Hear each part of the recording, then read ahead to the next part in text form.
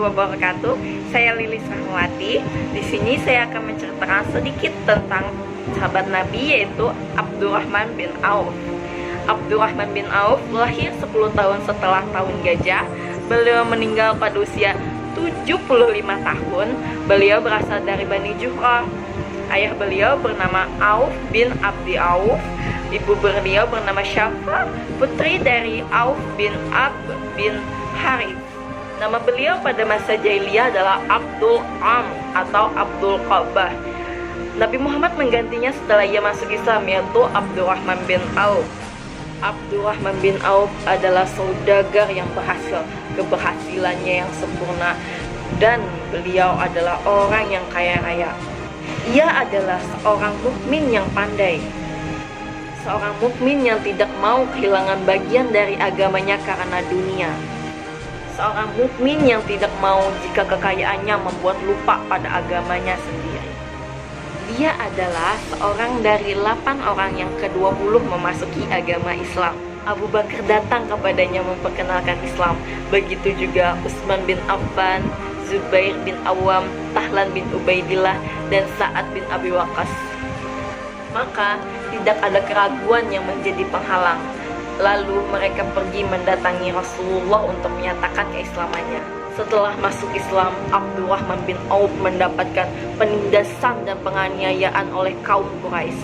Kemudian dia datang kepada Rasulullah untuk menceritakan apa yang terjadi kepada dirinya. Rasulullah memerintahkan para sahabat untuk berhijrah guna menghindari sesuatu yang buruk. Rasulullah memerintah hijrah ke Habasyi. Abdurrahman bin Auf pun berhijrah, kemudian kembali lagi ke Mekah.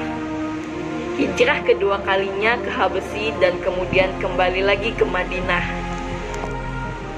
Namun dalam perjalanannya tidaklah mudah. Abdurrahman bin Auf harus bertempur bersama Rasulullah. Dalam perjalanannya menuju kota Madinah, ia ikut dalam perang Badar dan perang Uhud. Di situ ia mendapatkan 20 luka pedang di tubuhnya. Dilanjut dengan perang Khaybar yang menyebabkan kakinya pincang sebelah, dan kemudian di perang Mu'tah membuat giginya patah. Yang terakhir, beliau berjuang di perang Hunain. Selama hidupnya, beliau menjadi tauladan yang baik sebagai seorang mukmin yang besar. Karena itu, Rasul memberikannya dan memasukkannya ke dalam 10 orang yang diberi kabar gembira sebagai ahli surga. Dalam berdagang, Abdurrahman bin Auf mendapatkan keuntungan yang besar, bahkan menimbulkan ketakjuban dan keheranan bagi dirinya sendiri. Ia berkata, "Jika diibaratkan, andai aku mengangkat sebuah batu, pasti di bawahnya terdapat belian dan emas. Begitulah Allah mempermudah langkahnya." Pada suatu hari, ia mendengar Nabi bersabda, "Wahai Ibnu Auf, engkau termasuk golongan orang yang kaya, dan engkau akan dimasukkan ke dalam surga secara perlahan-perlahan. Maka dari itu, pinjamkanlah kekayaanmu kepada Allah, pasti Allah akan mempermudahkan jalanmu."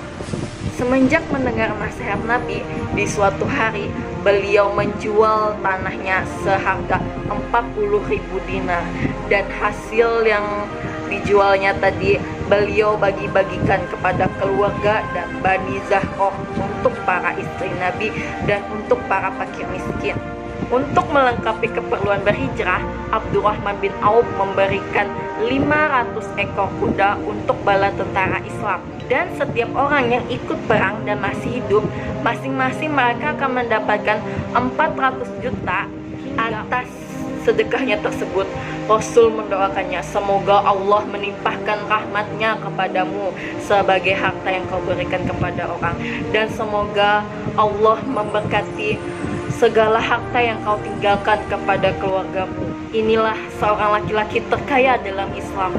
Dengan harta yang dimilikinya, tidak membuatnya rakus dan sombong dengan semua itu. Beliau menggunakan hartanya untuk menegakkan agama dan untuk membahagiakan orang dengan senang hati. Baginya, memiliki harta yang berlimpah tidaklah cukup untuk memberikan kesenangan dan kebahagiaan. Apabila harta yang dimiliki tidak dapat bermanfaat bagi orang yang membutuhkan, itu kata beliau. Demikian cerita singkat tentang sahabat Nabi yang bernama Abdurrahman bin Auf radhiyallahu anhu. Sekian dari saya, bila ada salah-salah kata mohon dimaafkan. Wabillahi taufiq wal hidayah. Assalamualaikum warahmatullahi wabarakatuh.